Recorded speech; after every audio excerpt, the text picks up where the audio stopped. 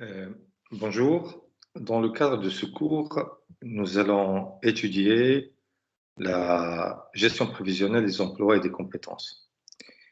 Et pour cela, nous devons d'abord euh, définir ce que c'est que la gestion des ressources humaines.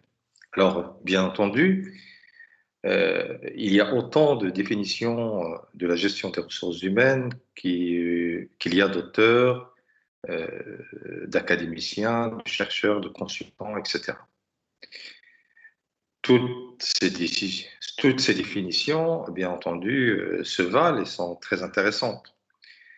Nous avons choisi, dans le cadre de ce cours, de définir la gestion des ressources humaines à partir de sa finalité, de sa mission, de sa raison d'être au sein de l'entreprise. Qu'est-ce qu'elle rapporte comme valeur ajoutée à l'entreprise tout entière? Et pour cela, nous nous inspirons d'une définition d'un auteur qui a la particularité d'avoir été à la fois directeur des ressources humaines, consultant et également enseignant et chercheur. Et cet auteur s'appelle Alain Maignan. Alain Maignan définit la gestion des ressources humaines à partir de sa finalité. Et sa finalité consiste à permettre à l'entreprise de disposer à temps et en permanence en effectif suffisant de personnes compétentes et motivées à un coût optimal pour faire le travail nécessaire dans le meilleur climat social possible. Cette définition simple, qui pourrait constituer la finalité même de la fonction RH au sein de l'entreprise, eh bien, cette définition, elle appelle un certain nombre de commentaires que nous allons faire ensemble. Alors, déjà tel que les définis, vous allez remarquer qu'à la base de la gestion des ressources humaines, ce qui est même la source même de cette fonction, c'est le fait qu'il existe un travail à réaliser. Si vous voulez, le travail à faire constitue le point de départ.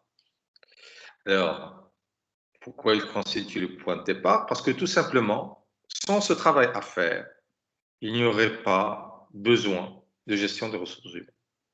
Nous avons besoin de personnes, nous avons besoin d'un effectif donné, nous avons besoin d'organiser leur mode de fonctionnement, nous avons besoin de les payer, de les motiver, parce que justement, il y a un travail à faire. Et donc, quand nous parlons de travail à faire, effectivement, c'est un travail qu'il s'agit de formaliser. Alors, cette formalisation en matière de gestion des ressources humaines renvoie à deux concepts essentiels. Ce sont d'abord le concept de poste. Donc, quand nous disons travail, nous disons une responsabilité, un poste à réaliser, un poste à prendre en charge. Et donc, ce poste-là, en face de ce poste-là, il y a un individu qui va devoir occuper ce poste. Donc, la base première de la gestion des ressources humaines, c'est justement cette distinction qui doit exister entre le poste d'un côté, le poste qui a un caractère formel que nous pouvons facilement, j'allais dire, enfin facilement, que nous pouvons en tout cas définir d'une manière claire et nette. C'est un travail d'ingénierie qui consiste à définir pour chaque travail à faire, chaque poste qui existe au sein de l'entreprise, où commence la responsabilité et où est-ce qu'elle se termine. Et donc, c'est quelque chose qui doit se faire dans le respect des règles de répartition des responsabilités. Donc, pas de conflit d'intérêts, par exemple, une clarté au niveau de la répartition des postes entre les différents niveaux hiérarchiques, et puis surtout, ni omission ni chevauchement.